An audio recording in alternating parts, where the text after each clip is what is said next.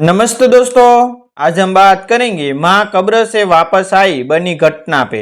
शाम धीरे धीरे अंधेरे में बदल रही थी। आसमान में बादल छाए हुए थे और हल्की ठंडी हवा कब्रिस्तान के पुराने पेड़ों की सूखी शाखाओं को हिला रही थी।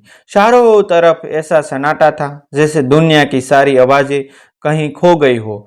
दूर कहीं किसी कोए की कर्कश आवाज सुनाई देती और फिर सब कुछ फिर से शांत हो जाता। उसी कब्रिस्तान के एक कोने में ताजी खुदी मिट्टी के पास दो छोटे बच्चे बैठे थे। दोनों के कपड़े धूल से सूने हुए थे, चेहरे पर आंसुओं की लकीरें सूख रह चुकी थी और आंखों में ऐसा खालीपन था जिसे शब्दों में समझना मुश्किल था। बड़ा बच्चा आरव था जिसकी उम्र मुश्किल से 10 साल होगी और उसके पास बैठा उसका छोटा भाई कबीर जिसकी उम्र 7 साल के से ज्यादा नहीं थी। दोनों के सामने मिट्टी का छोटा सा ढेर था जिसके नीचे उनकी माँ सुजीता हमेशा लिए जो सुखी थी। दुनिया के लिए वह एक साधारण महिला थी, लेकिन इन दोनों बच्चों के लिए वही उनकी पुरानी दुनिया थी। आरव बार बार उस मिट्टी को अपने छोटे हाथों से थपथपा रहा था, जैसे उसे पूरा यकीन हो कि उसकी माँ अभी इस आवाज को सुनकर उठ जाएगी। उसके हाथों की थपकी में उम्मीद थी, मासूमियत थी और एक बच्चे का वह विश्वास था जिसे अभी तक दुनिया की कठोर सच्चाइयों का अंदाजा नहीं हुआ था। वह धीरे धीरे मिट्टी पर हाथ रखकर बोलता जा रहा था, माँ उठो ना, देखो हम आ गए। माँ घर चलो, हम भूख लगी है हमें। आपने कहा था ना कि आज खीर बनाओगी।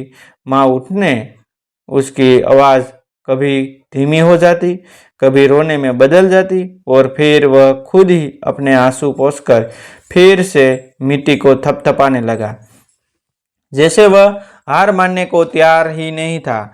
दूसरी तरफ कबीर चुप बैठा था। उसने मिट्टी को छुआ भी नहीं, वह बस अपने घुटनों को पकड़े बैठा था और उसकी आंखों से लगातार आंसू गिर रहे थे। वह छोटा था, लेकिन शायद इतना समझदार जरूर था कि अब कुछ ऐसा हो गया है जो कभी ठीक नहीं होगा। कुछ ही घंटों पहले तक सब कुछ सामान्य था। सुबह सूरज उगा था, पक्षियों की आवाजें आई थी और घर में वही रोज की हलचल थी। आरव स्कूल की यूनिफॉर्म पहन रहा था और कबीर अपने जूते ढूंढ रहा था। उनकी माँ सुजुता रसोई में खड़ी होकर चाय बना रही थी।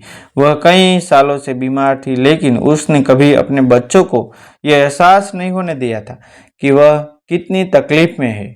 वह हमेशा मुस्कुराकर कहती, जब तक मैं हूँ तुम्हें किसी चीज की चिंता करने की जरूरत नहीं है। लेकिन उस सुबह अचानक सब कुछ बदल गया।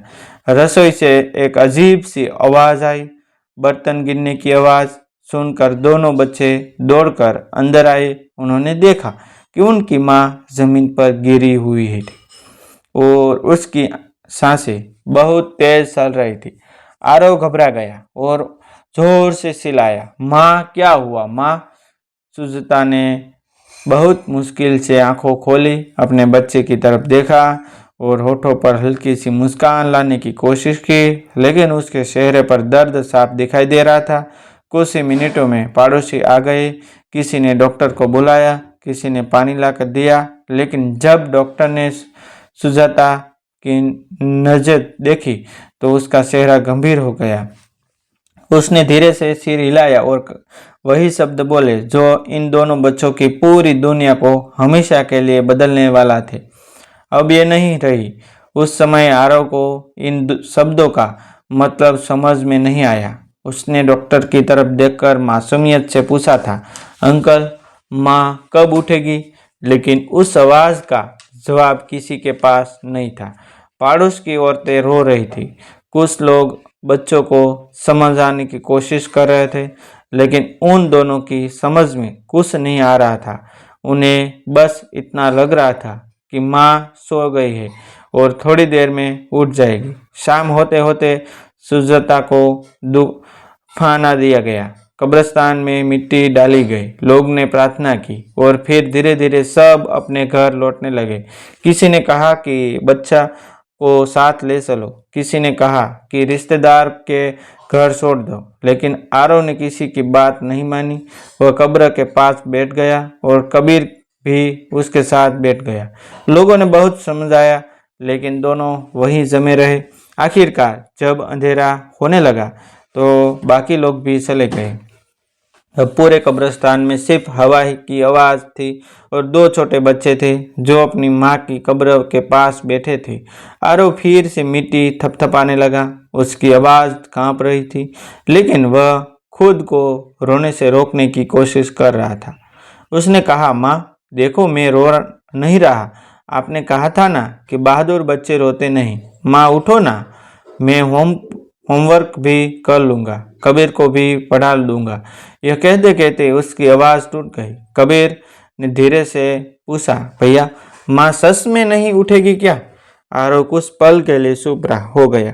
वह अपने छोटे भाई को झूठी उम्मीद देना चाहता था, लेकिन शब्द उसके गले में अटक गया। उसने बस कबीर का हाथ पकड़ लिया और कहा, माँ सो रही है, थोड़ी देर में उठ जाएगी। लेकिन यह कहते समय उसकी आंखों से आंसू बह निकले।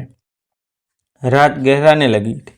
आसमान में बादलों के बीच से चांद निकल गया था और उसकी हल्की रोशनी कब्रिस्तान की मिट्टी पर पड़ रही थी। हवा अब पहले से ज्यादा ठंडी हो गई थी। अचानक कबीर ने डर कर कहा, भैया यह अजीब लग रहा है, चलो घर चलते हैं। लेकिन आरव ने सिर हिला दिया। उसने कहा, नहीं, माँ को अकेला छोड़कर नहीं जाएंगे। दोनों वहीं बैठ रहे। कब्रिस्तान का सन्नाटा अब और गहरा हो गया था। तभी अचानक मिट्टी के उस ढेर के पास हल्की सी हलचल हुई। पहले तो आरव को लगा कि शायद हवा की वजह से मिट्टी हिली है, लेकिन फिर उसे लगा जैसे मिट्टी के अंदर से कई सांस ले रहा हो। उसने ध्यान से देखा, मिट्टी धीरे धीरे कांप रही थी। कबीर डर कर पीछे हट गया और बोला, भैया ये क्या है? अचानक मिट्टी के ऊपर हल्की सी धुंध उठने लगी। वह धुंध धीरे धीरे आकर लेने लगी। दोनों बच्चों की सांसें रुक गई। कुछ ही पल में वह धुंध एक इंसान जैसी आकृति बन गई। वह कोई आया था जो बहुत हल्का और चमकीला लग रहा था। आरव ने उस चेहरे को गौर से देखा और उसका दिल जोर से धड़कने लगा। वह चेहरा बिल्कुल उसकी माँ जैसा था। वही आंखें, वही मुस्कान, वही स्नेह। उसकी आवाज़ कांप गई। माँ! आया धीरे धीरे उनके करीब आया। कबीर डर रहा था, लेकिन जैसे ही वह आया उनके पास पहुंचा, उसने दोनों बच्चे को अपने आंगस में भर लिया। उस स्पर्श में ही गर्भाहट थी जो कभी उनकी माँ के गले लगने में होती थी। कबीर टूट टूट कर रो पड़ा और बोला, माँ आप हमें छोड़कर क्या चली गई? साया कुछ नहीं बोला, लेकिन उसके हाथ दोनों बच्चों के सिर पर जैसे फिर रहे थे, जैसे कोई माँ अपने बच्चों को दुल्हराती है। आरव ने रोते हुए कहा, माँ आप वापस आ गई, आ जाओ ना, हम कभी शरारत नहीं करेंगे। तभी उसके कानों में एक धीमी आवाज गूंजी, माँ कभी दूर नहीं जाती बेटा। आरव की आंखों से आंसू बहने लगे। उसने पूछा, तो फिर आप हमारे साथ घर क्यों नहीं चलती? कुछ पल के लिए सन्नाटा सा गया, फिर वही आवाज आई, क्योंकि अब तुम्हें मजबूत बनना होगा, तुम्हें अपने छोटे भाई का ख्याल रखना होगा। साया धीरे धीरे पीछे हटने लगा। कबीर घबरा गया और बोला, माँ मत जाओ। लेकिन साया मुस्कुराया और धीरे धीरे हवा में घुलकर उसी मिट्टी में समाने लगा। कुछ ही पलों में वह फिर वही शांत कब्र रह गई। दोनों बच्चे कुछ देर तक वही खड़े रहे। फिर आरव ने अपने आंसू पोंछे, कबीर का हाथ पकड़ा और धीमी आवाज में कहा, चलो माँ ने कहा है हमें मजबूत बनना है। दोनों धीरे धीरे कब्रिस्तान से बाहर निकलने लगे, लेकिन उन्हें अभी यह नहीं पता था कि उनके जीवन की असली परीक्षा अब शुरू होने वाली थी, क्योंकि माँ के बिना जीना दुनिया की सबसे कठिन सच्चाई होती है और उस सच्चाई का सम्मान अब इन दो मासूमत बच्चों को करना था। कब्रिस्तान से बाहर निकलते समय रात पूरी तरह गहरा चुकी थी। आसमान में शांत बादलों के पीछे सिपता निकलता था और ठंडी हवा दोनों बच्चों के चेहरे को छूती हुई गुजर रही थी। आरव ने अपने छोटे भाई कबीर का हाथ मजबूती से पकड़ा हुआ था, जैसे अब वह किसी भी कीमत पर उसे अकेला नहीं छोड़ना चाहता था। कबीर बार बार पीछे मुड़कर उस जगह को देखता रहा था जहाँ कुछ देर पहले उनकी माँ की कब्र थी और जहाँ उन्होंने उस रहस्यमयी साये को महसूस किया था। उसकी आंखों में डर भी था और एक अजीब सी उम्मीद थी। उसने धीरे से पूछा, भैया क्या माँ सच में आई थी? आरव कुछ पल चुप रहा। उसके दिल में भी वही सवाल घूम रहा था, लेकिन फिर उसे माँ की वह आवाज़ याद आई। माँ कभी दूर नहीं जाती बेटा। उसने धीरे से कहा, माँ, हाँ माँ आई थी, वो हमें देखने आई थी और उन्होंने कहा है कि अब हमें मजबूत बनना है।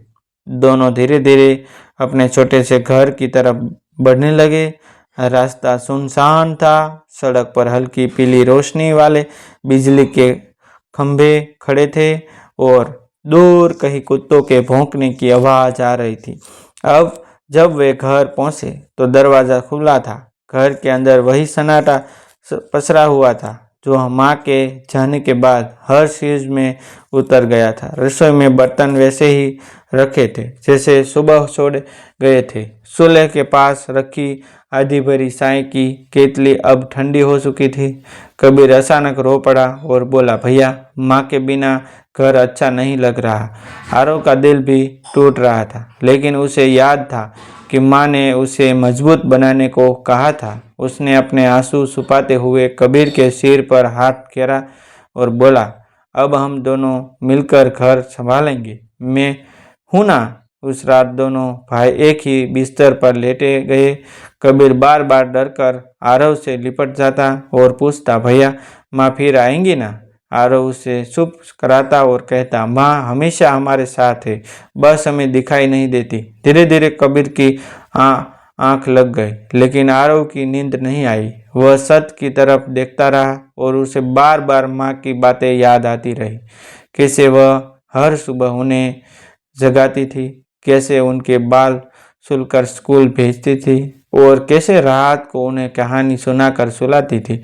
उसकी आंखों में चुपचाप आंसू बहने लगे, लेकिन उसने आवाज़ नहीं की। तभी उसे ऐसा महसूस हुआ कि जैसे किसी ने बहुत हल्के से उसके सिर पर हाथ फेरा हो। वो सोच कर उठ बैठा। कमरे में कोई नहीं था, लेकिन हवा में वही जानी पहचानी खुशबू थी जो हमेशा माँ के पास से आती थी। खिड़की के पर्दे हल्के हल्के दिल रहे थे और चांद की रोशनी कमरे में पड़ रही थी। उसी रोशनी में आरव को ऐसा लगा जैसे दरवाजे के पास एक हल्का सा साया खड़ा मुस्कुरा रहा हो। उसके होठों पर अपने आप शब्द आ गए, माँ। अगले ही पल वह साया धीरे धीरे हवा में खुल गया, लेकिन इस बार आरव के दिल में डर नहीं था। उसके दिल में एक अजीब सा सुकून था, जैसे किसी ने उसे यकीन दिला दिया हो कि वह अकेला नहीं है। उसने सोते हुए कबीर को देखा, उसके माथे को छूना और धीरे से फुसफुसाया, डर मत, माँ सच में हमारे साथ है।